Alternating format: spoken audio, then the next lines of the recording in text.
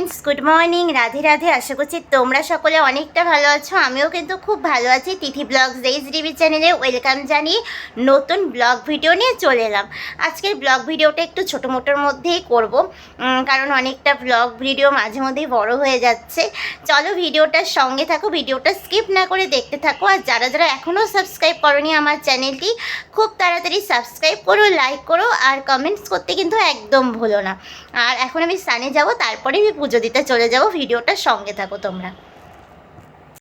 বন্ধুরা, এখানে আমার পুজো দেওয়া একদম কমপ্লিট হয়ে গেছে। আর সকালে তো বললামই তোমাদের যে এখন যেহেতু একটু শীতটা কমই পড়ছে, তাই সকালবেলা পুজো দেওয়ার চেষ্টা করি। আমি তো গরমকালে এমনিতেও 6:30টার মধ্যে ঘুম থেকে উঠে যাই। আর এখন বোঝাই যাচ্ছে ওয়েদারটা পুরো চেঞ্জিংয়ের দিকে আসছে, কিন্তু ঠান্ডাটা পড়ছে সন্ধ্যার দিকে একটু বেশিই থাকে, বা দিনে ঠিকই থাকে।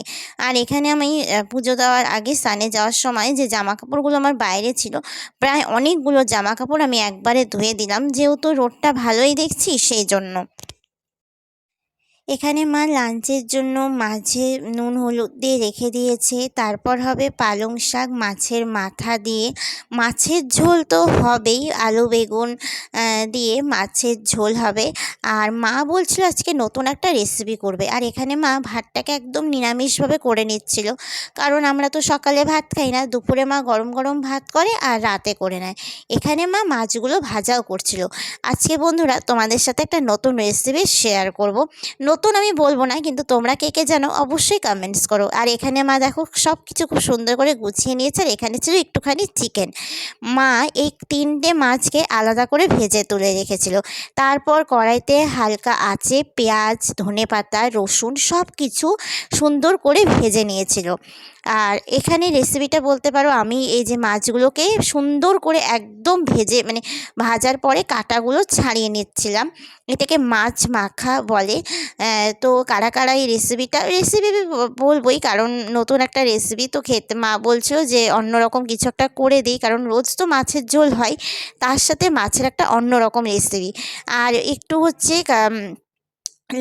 ভাজা লঙ্কা দেওয়া হয়েছিল, যেহেতু আমাদের বাড়িতে ঝালটা খুবই কম খাওয়া হয়, সেই জন্য 2টো দেওয়া হয়েছিল। আর ধনেপাতা, পেঁয়াজ কুচি, তারপর হচ্ছে রসুন কুচি সুন্দর করে ভেজে মাছটার সঙ্গে মাখা করেছিলাম। এই যে আমি নিজেই করছিলাম। মা মাছটাকে ভেজে দেওয়ার পর তারপরে ধনেপাতা এগুলো ভেজে দেওয়ার পরে আমি করে নিচ্ছিলাম। আর এই যে এখানে মা হচ্ছে পালং শাক মাছের মাথা দিয়ে করছিল। ওখানে তো মাছ মাখা কমপ্লিট হয়েই গেছে। আর গুড আফটারনুন বন্ধুরা। আজকে মা যখন রান্না করছিল, প্রত্যেকটা রান্নাই কিন্তু তোমাদের সাথে শেয়ার করেছিলাম যে কি কি হচ্ছে। চলো তাহলে লাঞ্চটা কমপ্লিট করে নেওয়া যাক। লাঞ্চ কমপ্লিট করার পর একটু রেস্ট নিয়ে চলে এসেছিলাম মার্কেটে, কারণ একদম সামনে সরস্বতী পুজো, মাঝখানে আর মনে হয় একটা দিন বাকি। তো সেই জন্য টুকিটাকি কিছু মার্কেট ছিল, সেই জন্য আজকে মার সাথে মার্কেটে চলে এসেছিলাম। আর আজকে একবারও আমার ক্যামেরার সামনে একবারই হয়তো সকালে এসেছিলাম ইন্ট্রো দিতে। আর এই যে এখানে মা একটু ফল বাজার করে নিচ্ছিল, কারণ সরস্বতী পুজোতে তো কুল লাগবেই, তো সেইগুলোই মা করছিল এখানে।